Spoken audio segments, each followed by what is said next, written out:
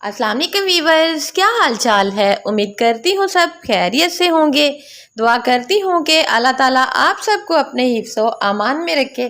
तो प्यारे प्यारे वीवर्स, आज हम वो काम करने जा रहे हैं जो अक्सर बहनें बोलती हैं कि मसाले वाली बेसन वाली जो रोटी है वो तनूर के अलावा बन ही नहीं सकती।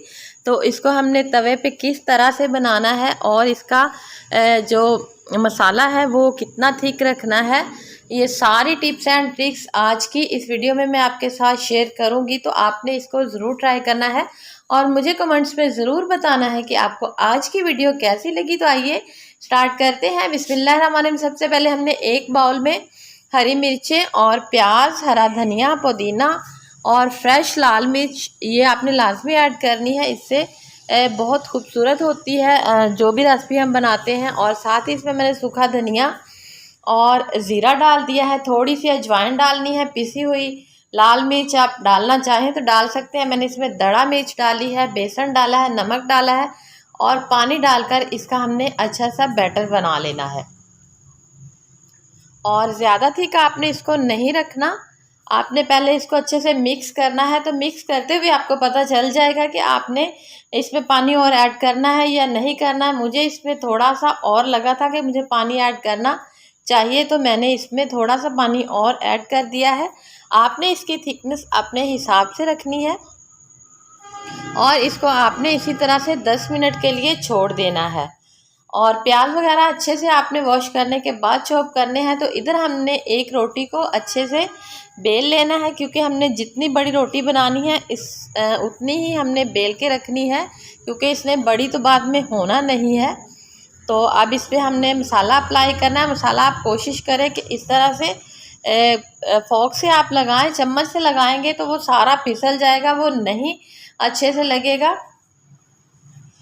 तो एक पैन में मैंने घी डाल दिया है। अगर आप दूसरा पैन यूज़ कर रहे हैं, मैं नॉन स्टिक यूज़ कर रही हूँ, तो इसमें मैं कम घी डालूंगी। अगर आपने दूसरा नॉर्मल घर वाला तवा यूज़ करना है तो उसमें आपने थोड़ा सा एक्स्ट्रा उसमें घी डालना है। और रोटी जब आपने इसमें डालनी है तवे पे, तो आपने मसाले वाली साइड पहले नहीं इसमें डालनी, क्योंकि वो सारा मसाला जो है वो तवे पे चिपक जाएगा। इसलिए दूसरी साइड से पहले रोटी का पकना ज़रूरी है, ताकि ऊपर जो उसका मसाला वो अच्छे से एडजस्ट हो सके। तो इसको आपने साइड चेंज करते हुए गोल्डन ब्राउन होने तक अच्छे से कुक कर लेना है। मेरी नए आने वाले व्यूवर से गुजारिश है कि प्लीज़ मेरे चैनल को लाइक करें, सब्सक्राइब करें, अच्छे अच्छे कमेंट्स करें, फ्रेंड्स और फैमिली में शेयर करें और बेल को प्रेस करना ना भूलें, ताकि मेरी आने वाली हर नई वीडियो का नोटिफिकेशन सबसे पहले आपको ही मिल सके। और मेरे पुराने व्यूवर्स का बहुत बहुत शुक्रिया जो मेरी वीडियो को वॉच करते हैं, लाइक करते हैं, कमेंट्स करते हैं। और व्यूवर्स, आप देख सकते हैं कि हमारी बेसन वाली रोटी बहुत ही अच्छे से और बहुत ही मज़े की रेडी हो चुकी है। अब इसको मैं पीसेस में कट करके आपको दिखाऊंगी। और पीसेस में कट मैं इसलिए कर रही हूँ कि आप देख सकें कि ये कितनी खूबसूरत बनी है और कितनी क्रिस्पी बनी है, वरना इसको पीसेस में कट करने की इतनी ज़रूरत नहीं होती।